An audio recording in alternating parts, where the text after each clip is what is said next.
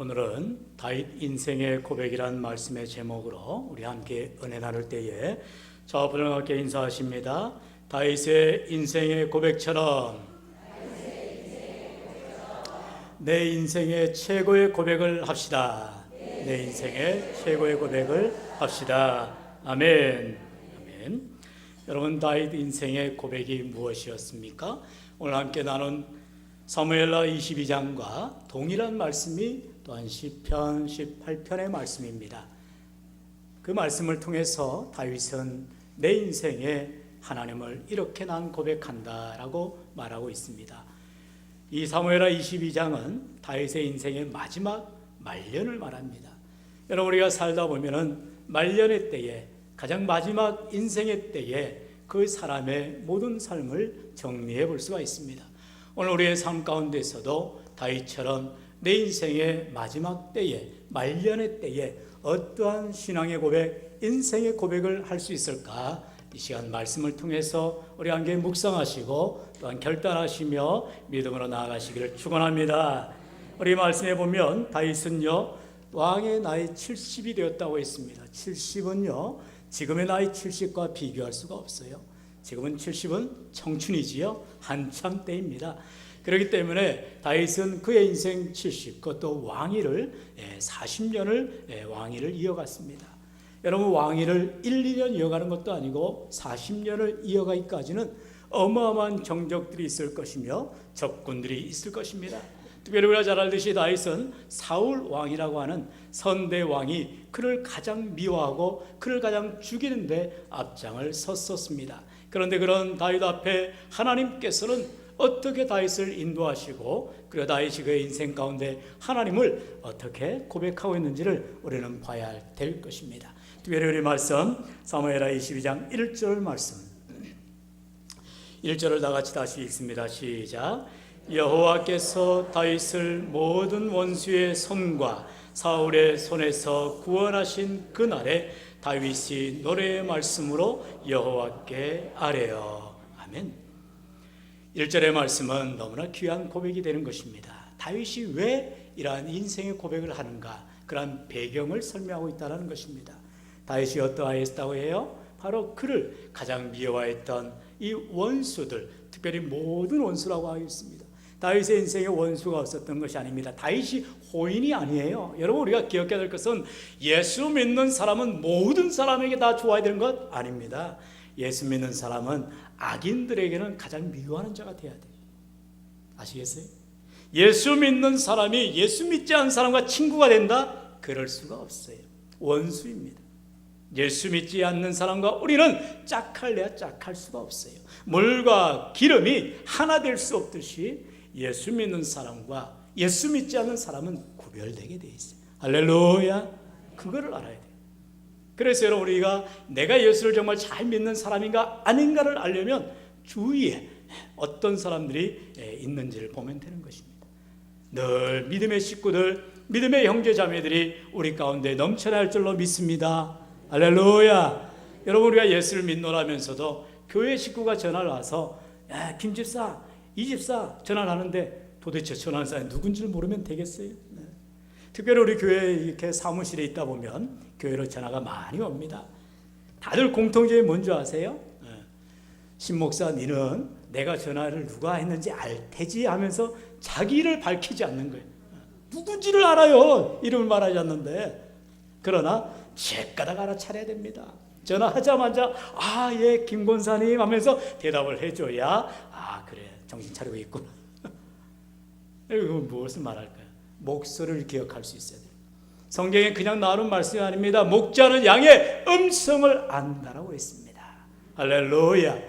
늘 그 성도를 위해 기도하면 이름 석자 기억 못하면 안 되는 것입니다. 특별히 오늘 우리 확신반을 하면서 아직 새가족반을 수료하지는 않았지만 벌써 나오신 지 한 달이 넘어서 원래 지난주에 수료를 해야 오늘부터 이제 확신반을 들어올 수 있는데 확신반이 지금 개강을 했기 때문에 이분들이 다시 들어오려면 2달을 기다려야 돼요. 그 가운데에 마귀가 와서 쪼아먹어버리면 어떻게 합니까? 우리가 이제 잘 나오기로 결단을 했다가 그만 아이고 한갑교도 별 볼 일 없네. 그럼 되겠어요? 안 되잖아요. 그래서 얼른 우리 교회 이제 성장반하고 이제 확신반 자리에 맞춰놨어. 제일 그분들이 듣기 좋아하는 말이 뭐겠어요? 자기 이름입니다. 자기 이름 불러주면 제일 좋아하게요. 그리고 자기 손자, 자기 아이들 이름 오늘 한 수십 번은 불렀어요. 얼굴이 웃음꽃이 피더라고요, 나중에. 여러분, 이름 하나 기억해 주는 건 얼마나 좋습니까?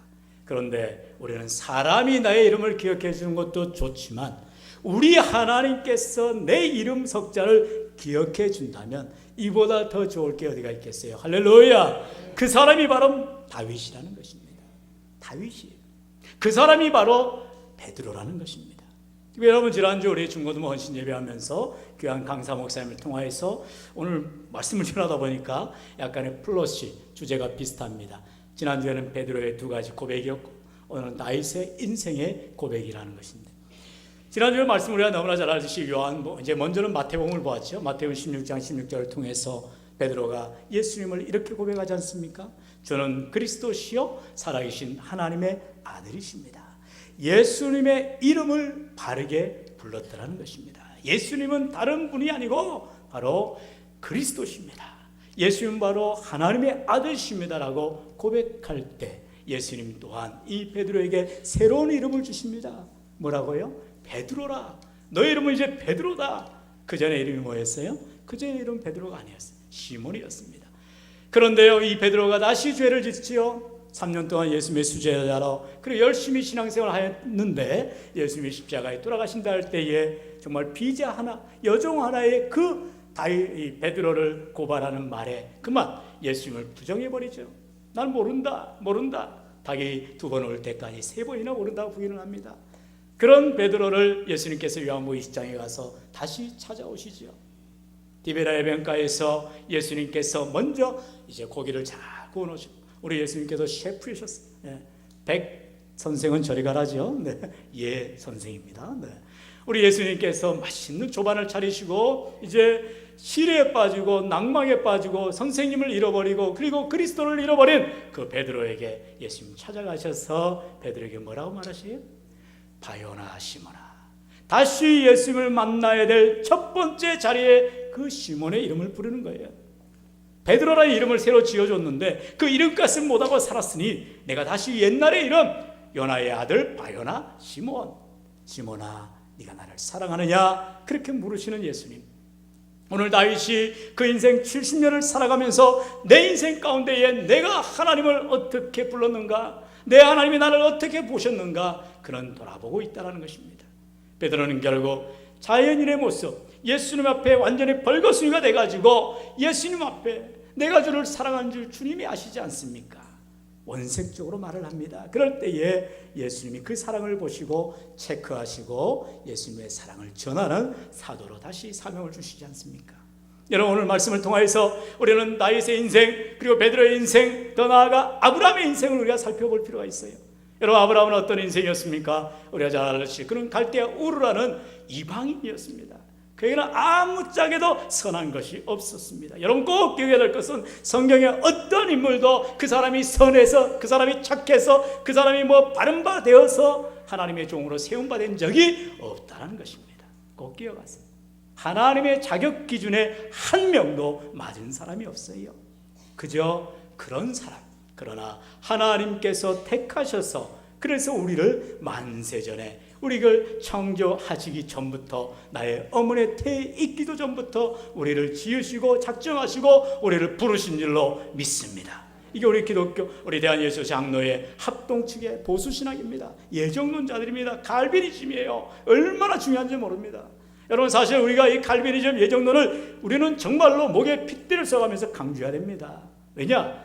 우리 예정론 외에는 이제 예지론이 있습니다. 알미니안주의라죠. 구체적인 교단을 얘기하지는 않겠습니다만 그런 교단들은 오해할 소지가 많아요. 내가 좀 착하게 살아야지, 내가 좀 어떤 공로를 쌓아야지, 내가 좀 예수님 하나님 보시기에 합당한 일을 해야지, 그래야 하나님 나를 알아주지, 이런 공로주의자들이 많습니다.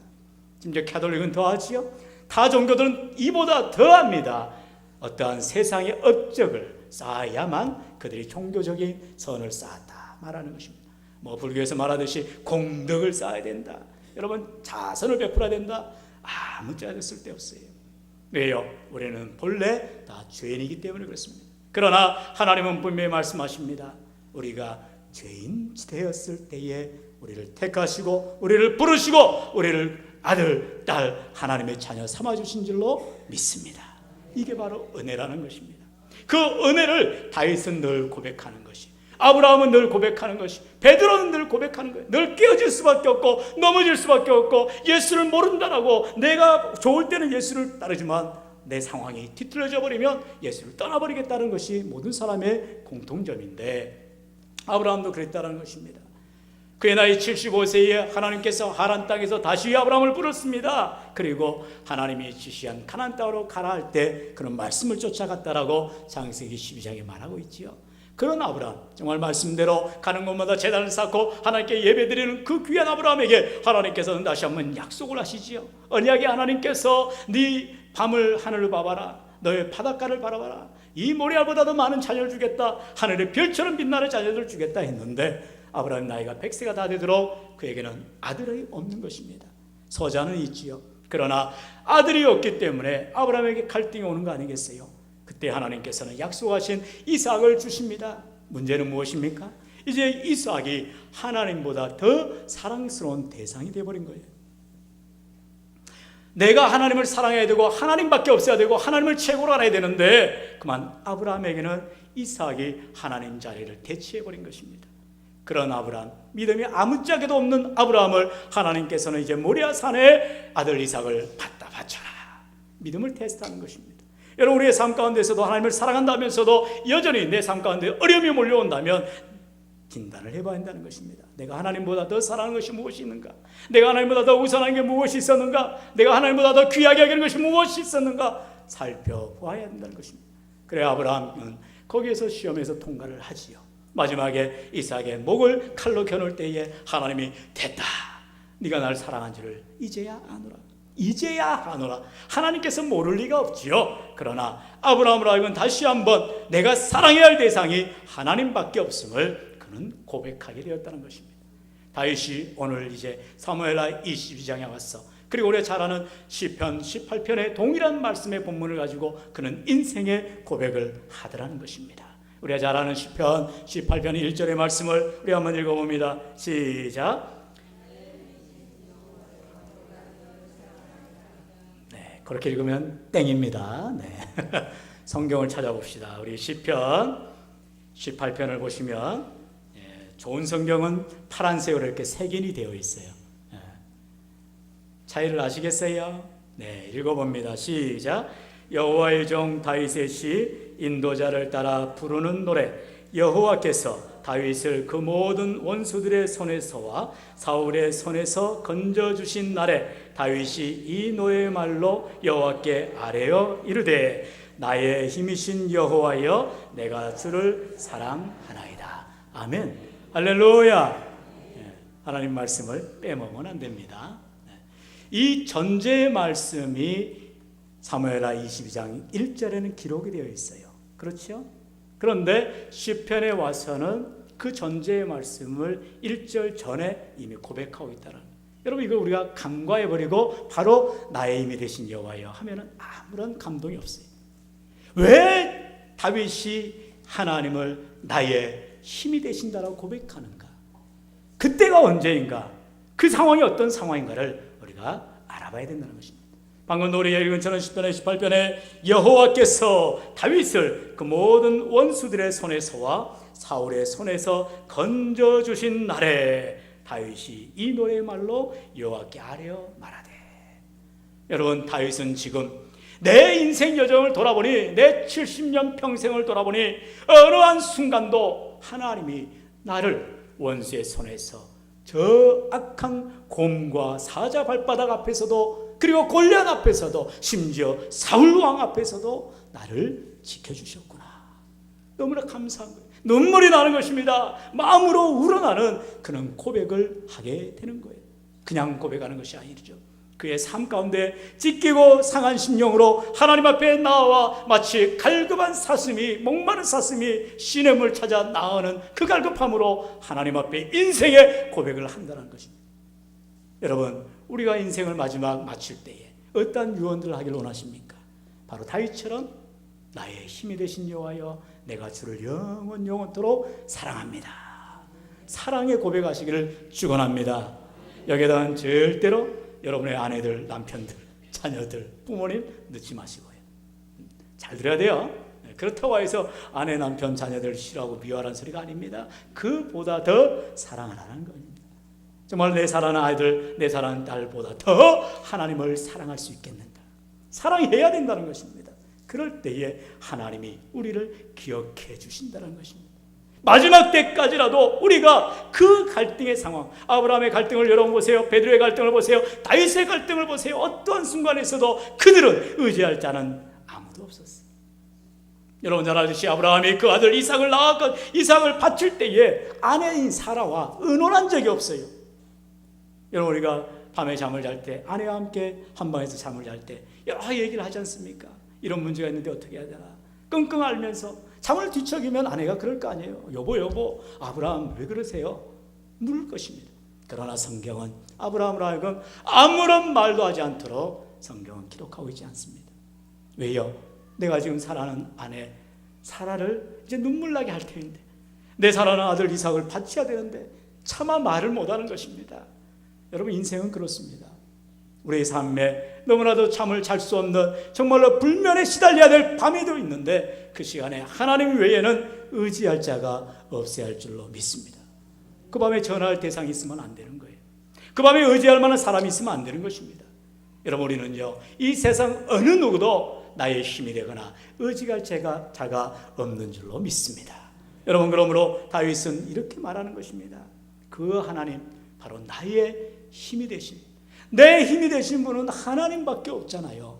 그 하나님을 내가 사랑합니다 고백하는 것입니다. 여러분 이 다윗의 하나님을 사랑하는 이 고백을 우리가 좀 더 구체적으로 살펴볼 수 있는 건 이제 집에 가서 한번 살펴보세요. 사무엘상 22장을 보면 잘 나와 있습니다. 사무엘상 22장과 23장을 보면은요, 다윗이 이제 마지막 때가 되었습니다. 사울 왕으로 하여금 마지막으로 쫓기는 그 상황이 되었어요. 그때가 어떤 상황이었느냐? 다윗은 자기의 나라 땅인 이 예루살렘에 살 수가 없는 것입니다. 왜요? 예루살렘에는 사울이 왕이기 때문에 다윗을 누구라도 고발해버리는 거예요. 아무리 친한 사람도 앞에서는 웃고 있지만 뒤에서는 칼을 들이대는 것처럼 원수라는 것입니다. 그럴 때 다윗은 그들의 원수의 나라인 블레셋에 숨어 들어갑니다. 그리고 그일라 지역에 또한 들어갑니다. 그리고 십광야로 나아갑니다. 전혀 이스라엘 백성들을 보장해 주지 않는 그런 지역입니다. 원수의 나라, 원수의 땅에서 다윗이 누구를 의지해야 됩니까? 하나님밖에 없더라는 것입니다. 성경은 구구절절히 다윗이 블레셋에 들어갈 때, 그일라 땅으로 나아갈 때, 십광야로 도망하여 갈 때마다 다윗은 어떻게 하였느냐? 기도하였습니다. 하나님 어떻게 해야 됩니까? 제가 이제 이 블레셋에서 쫓겨나고 있는데 어디로 가야 됩니까? 하나님 내가 그일라 땅으로 나아가는데 이제 어떻게 해야 됩니까? 하나님 여기서도 내가 쫓겨나는데 십광야에서 어떻게 해야 됩니까? 그럴 때마다 하나님은 말씀하시고 응답하신다는 것입니다. 바로 다윗의 힘이 되시는 분은 하나님밖에 없음을 다윗은 인생을 통해서 고백하고 있는 것을 우리는 보게 됩니다. 다윗에게는요 용사들이 있었습니다. 그를 따르는 300명, 400명의 용사들이 있었습니다. 그러나 그들을 다윗은 의지한 적이 없어요. 오직 하나님을 의지할 때 그들 또한 다윗이 하나님을 의지하는 것을 바라보면서 그들도 하나님을 의지하고 충성된 다윗의 종들이 되는 것을 우리는 보게 되는 것입니다. 다윗은 이랬습니다. 우리가 잘 아는 말씀이지요. 우리 본문으로 돌아와서 사무엘하 22장 우리 말씀 한번 읽어봅니다. 2절로 3절 두 절 말씀 시작. 이르되 여호와는 나의 반석이시여 나의 요새시여 나를 위하여 나를 건지시는 자시여 내가 피할 나의 반석의 하나님이시여 나의 방패시여 나의 구원의 뿌리시여 나의 높은 망대시여 그에게 피할 나의 피난처시여 나의 구원자시라 나를 폭력에서 구원하셨도다. 아멘. 구구절절히 이걸 이제 하나씩 우리가 날마를 다 찾아볼 수는 없지만 무려 10번에 거쳐서 다윗은 하나님을 표현하고 있는 것을 보게 됩니다. 이와 같이 다윗은 하나님은 나에게 구체적으로 이러한 도움이 되시고 힘이 되십니다라고 다윗은 고백하는 것입니다. 바로 다윗은 이러한 하나님을 힘으로 삼았기 때문에 그의 인생은 하나님 중심이 될 수가 있었다는 것입니다. 만약에 나에게 힘 있고 나에게 능력 있고 내가 의지할 자가 있다면 그가 하나님이 되는 것입니다. 그런 자에게는 결국 그 힘이 사라져버리면 그에게는 불행만이 찾아오게 되어 있어요. 여러분, 행복한 사람과 불행한 사람의 차이는 다른 것이 아닙니다. 하나님을 의지하는 자, 그는 참된 행복한 자요, 하나님을 의지하지 않고 세상을 의지하는 자, 그는 불행한 자라고 말하고 있더라는 것입니다. 예레미야 17장에 들어가 보면 그 부류를 두 종류의 나무로 표현하고 있어요. 물가에 심기운 나무와 사막의 떨기나무로 표현하고 있는 것입니다. 우리가 이제는 사철도 되지 않죠? 봄, 여름, 가을이 무성한 우리나라 좋은 나라에 살기 때문에 이런 나무들을 볼 수가 없지만 그 중동 지역에는요, 이제 건기와 우기로만 나눠지기 때문에 어떤 나무들이 잘 자라는가 하면 오아시스가 있고 물가가 있기 때문에 나무가 풍성하게 자라는 그런 튼실한 나무가 있는가 하면 사막 가운데에 쭈뼛쭈뼛 나는 그러한 떨기나무 같은 나무들이 많은 것을 이제 예레미야 선지자는 보았다는 것입니다. 그러면서 하나님을 의지하고 하나님만 바라보고 하나님을 힘으로 삼는 자는 물가에 심기운 나무와 같은 하나님으로부터 물을 공급받아 하나님을 향하여서 자라나는 그런 건강한 나무가 되는데, 예레미야 17장을 들어가 보시면 말씀하십니다. 사막의 떨기나무와 같은 나무는 사람을 의지하고 사람을 힘을 삼고 자기를 의지하는 자에게 그런 떨기나무와 같은 아무런 도움이 오지 않는다라고 성경은 말하고 있는 것입니다. 사랑하는 성도 여러분, 이 시간도 우리가 우리의 자녀를 놓고 우리의 가정을 놓고 내 삶을 놓고 과연 다윗처럼 인생의 노년에 말년에 이러한 고백을 동일하게 할 수 있을 것인가? 여러분, 깊이 우리가 돌아봐야 할 줄로 믿습니다. 다윗은요, 그의 가장 위기 가운데서 가장 절대절명의 어려운 순간에서도 여전히 하나님만 바라보았다는 것입니다. 좋을 때 하나님 바라보다가 힘들 때 하나님 버린 것이 아닙니다. 오히려 좋을 때든 힘들 때든 어느 때든지 간에 어떤 상황이든지 간에 그는 하나님께만 초점이 맞춰져 있다는 것입니다. 이것이 어떤 삶일까요? 바로 나의 힘이 되신 여호와라고 고백되어지는 삶, 바로 다윗의 삶 가운데에 함께하는 줄로 믿습니다. 여러분, 이와 같이 다윗은 자기의 인생을 하나님께만 힘으로 삼는다는 삶으로 고백할 때 그는 이렇게 고백하는 것을 보게 됩니다. 본문 사무엘상 22장 30절에 보면 내가 하나님을 의지하고 이렇게 말하고 있습니다. 내가 하나님을 힘으로 삼을 때에, 하나님이 나의 힘이 되실 때에 하나님을 나는 의지할 수밖에 없음을 고백하게 되는 것입니다. 내 힘은 하나님밖에 없으니 나는 하나님을 의지할 수밖에 없습니다. 고백하는 것입니다. 사랑하는 성도 여러분, 의지한다는 것이 무엇입니까? 내 몸을 맡기는 것입니다. 온전히 거기에 힘을 실는 것입니다. 하나님밖에 우리의 대상, 의지할 대상이 없는 줄로 믿습니다. 다윗은 인생 가운데에 정말로 그의 원수들, 모든 원수들, 특별히 사울 왕조차도 그를 죽이려고 호시탐탐 노릴 때, 아까도 말씀드렸듯이 그는 어떠한 상황에서도 하나님께 기도하기를 멈추지 않았다는 것입니다.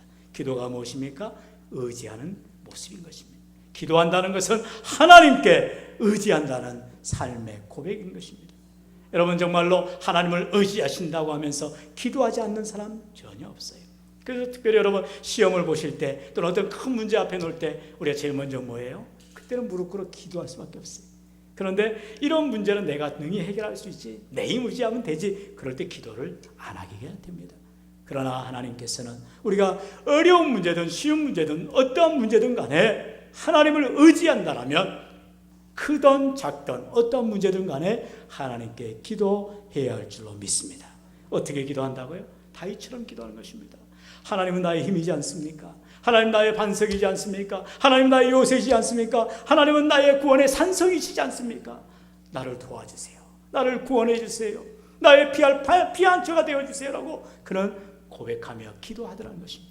시편의 많은 절구를 보면 모두가 다 다윗의 인생의 기도를 고백하는 것을 우리는 보게 됩니다. 여러분, 다윗의 인생이 결코 좋은 날만 있었던 것이 아닙니다. 거의 100날 가운데 99날은 힘들고 어려운 날밖에 없었어요. 그는 살아생전에 사울왕에게 정적이 되었고요. 그리고 아들 압살롬에게 얼마나 그는 또 쫓김을 당하고 위협을 당합니까? 심지어 그가 해서는 안 되는 우리의 아내 밧세바를 범함으로 말미암아 나단 선지자로 하여금 뼈를 깎는 고통으로 그는 고난을 겪어야만 했습니다.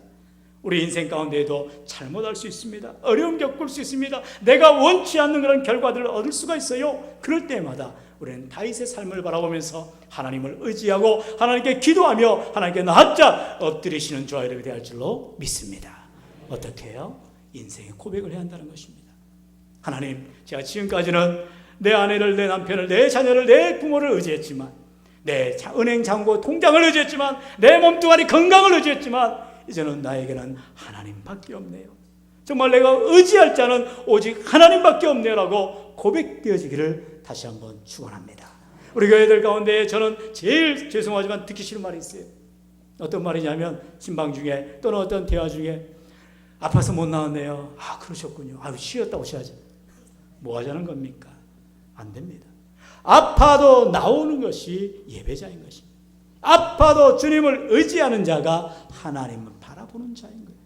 아프다고 못 나오고 바쁘다 못 나오고 그럼 그러다가 언제 주님 앞에 서서 사계명을 지켰다고 말할 수가 있겠어요. 마지막 때입니다. 더욱 하나님 앞에 내가 다리가 불편하다면 돈 없으시면 버스라도 타시고 돈 있으면 택시라도 타시고 그렇게라도 와야 돼요. 아유, 내 다리 나으면 가야지. 아닙니다. 다리를 쩔뚝거리면서라도 주의 전을 사모하며 나오시길 바랍니다. 다윗이 그렇게 고백하지 않았습니까? 나는 왕의 궁정에 있는 것보다 주의 성전에 문지기로 있는 것이 낫다라고 고백했습니다. 여러분, 얼마나 멋진 고백이요, 위대한 고백입니까? 왜 그렇게 될 수 있었어요? 왕궁에서 편안하게 왕자에 앉아있는 것이 결코 그는 즐거움이 아니라는 것입니다. 힘들고 어렵지만 주의 성전의 문지기와 같은 가장 낮은 자리에서 하나님을 섬기는 자로 나아갈 때 하나님을 가장 기쁘시게 하고 하나님을 즐겁게 할 수 있는 인생이었다는 것입니다. 사실은요, 우리 교회가 얼마나 예배드리는 좋은 환경이 있습니까? 에어컨 잘 나오죠. 기침 많이 했으면 에어컨 꺼싸죠. 얼마나 최적화되는지 몰라요. 괴롭습니다. 옛날에 그렇습니다. 옛날에 저 어렸을 때도 교회 한가운데다가 연통을 넣고 톱밥 난로 있잖아요. 옛날 장작으로 떼었습니다. 한전에 무슨 에어컨 선풍기도 없어요. 그냥 시끄러운 거 뱅글뱅글 돌아가는 거 하나 두 개 있고 일단 뻘뻘이고. 제 청년들 기억합니다. 그때는 또 양복도 단벌 신사 아닙니까? 엉덩이가 그냥 졌고 이렇게 곁을 이렇게 가지고 뻘쳐. 그래도 열심히 찬양하고 기도하던 그 시절이 그립다라는 것입니다. 왜요? 그때는 더운 것, 추운 것 따지지 않았어요. 힘든 것 따지지 않았어요. 그런데 요즘에 어떻게 합니까? 요즘엔 우리가 저녁 예배는커녕 주일 오후 예배 얼른 드리고 편안하게 오후 시간을 즐기는 것 같아요. 그래서는 안 된다는 것입니다. 주일 온전히 우리가 섬기고 낮아지고 희생하고 믿음으로 나아가시기를 축원합니다. 그럴 때 하나님 의지하는 모습이 나오는 것 아니겠어요? 다윗은요, 그가 편하게 신앙생활하는 것이 절대 아니었어요. 늘 말씀을 드리지만 신앙생활은 편안하는 것이 신앙생활이 아니라니까요. 병원은 편안하게 해주는 것이 병원의 목표입니다. 그러나 교회는 평안한 신앙생활인 것입니다. 내가 비록 폭풍 가운데 있고 풍랑 가운데 있고 어려움 가운데 있을지라도 주님이 그 배에 타고 계시면 평안할 줄로 믿습니다. 주님의 평안이 나와 함께하니 내 지금 눈에 앞에 보이는 위기와 문제는 아무런 문제가 되지가 않는다는 것입니다. 여러분, 사무엘상 22장에 제가 말씀을 다 못 드렸습니다만 그일라 지역에 갔던 다윗은요, 거기에서 숨어 있는데 그일라 사람들을 위해서 블레셋을 이겨내는 것입니다. 그러니 얼마나 그일라 사람들 좋은 일을 했습니까? 그런데 좋을 때 그 사람들이 이제는 다윗이 불편해지는 거예요. 이웃나라인 바로 이스라엘의 정적 아닙니까? 사울왕이 자기들을 쳐들어와가지고 언제 못살시킬지 모르니까 그만 자기들을 위해서 싸워줬던 다윗을 배반해버리는 것입니다. 자기들을 위해서 싸웠던 다윗을 사울왕 앞에 가서 고발해버려요. 간척질을 하는 것입니다. 첩자질을 하는 것입니다.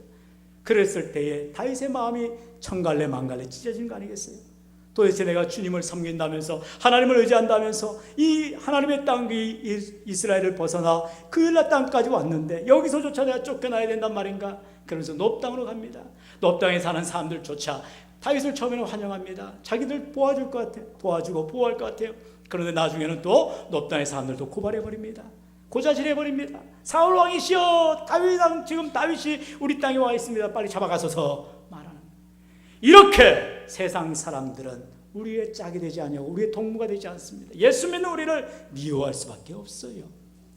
그럴 때마다 다윗은 인간의 방법으로 그들을 치거나 싸우거나 대항하지 않았다는 것이 피하는 것입니다. 하나님 어떻게 해야 됩니까? 피해라. 그래서 또 그는 십광야로 나아갑니다. 십광야라는 것은요 다른 것이 아니에요. 그냥 멀다란 그런 광야입니다. 거기에는 나무 숨을 데도 없어요. 은신처도 없어요. 그런데 이제 나뭇가지 한 숲을 속에 이제 다윗이 숨어 있습니다. 누가 봐도 다윗이 저기 숨어 있구나 다 보입니다. 그래서 사방팔방에서 이제 또 십광야에 숨어 있다는 소식을 듣고 사울왕의 고자질한 사람들 때문에 사울왕이 잡으러 갑니다. 마치 쥐를 잡듯이 에워싸고 있는 광경입니다. 그런데 그 상황에서 이제 조금만 지나면 다윗의 목덜미를 잡을 수 있는 순간에 사울왕에게 전령들이 쫓아옵니다. 사울왕이시여 왕이시여 하면서 뭐라고 합니까? 지금 우리가 이 십광야까지 와서 다윗을 잡고 있을 시간이 아닙니다. 다윗은 언제든지 잡을 수 있으니까 빨리 우리 본국으로 귀환해서 우리 땅을 쳐들어온 블레셋과 싸워야 됩니다. 어떤 일입니까? 하나님께서 그렇게 역사하신 줄로 믿습니다. 여러분, 내 살 길 살게 노라고 이리 피하고 저리 피하고 했을 때는 살 길이 없지만 하나님 뜻대로 순종하며 믿음으로 나아가면 죽는 길 같았지만 하나님이 보살펴 주시고 인도해 주시더라는 거예요. 다윗이 그렇게 기도했어요. 하나님, 도대체 내가 예수를 믿는데 이게 뭡니까? 하나님을 믿노라 하면서 내가 그일라 땅으로 도망을 가야 되고 또 높 땅으로 가야 되고 또 십광야로 나가야 됩니까? 이게 아니었어요. 어려움을 당할 때마다 하나님 어떻게 해야 됩니까? 하나님 이럴 때 어떻게 해야 됩니까? 묻고 기도하고 하나님 의지하였더니 하나님께서 힘이 되어주셔서 피할 길을 인도하시더라는 것입니다. 그래서 다윗은 나이 70에 이 말을 하더라는 것입니다. 하나님은 나의 피난처십니다. 나의 십광야에서 피할 수 있었던 바위가 되십니다. 이렇게 고백하는 것입니다. 여러분, 다윗이 고백했던 10가지의 고백 가운데 여러분은 몇 가지를 고백할 수가 있겠습니까? 원하기는 10가지 다 고백할 수 있기를 축원합니다. 그러려면 10가지 고난을 겪으셔야 되는 거예요. 여러분, 고난을 피하는 것이 상책이 아닙니다. 배를 탈 때 선장들, 노련한 선장들은 그런다고 합니다. 큰 풍랑이 일면 많은 사람들은 상식적으로 생각하잖아요. 얼른 키를 돌려 그래서 빨리 피해야 돼. 옆으로 돌다가 그만 난파를 당하는 것입니다.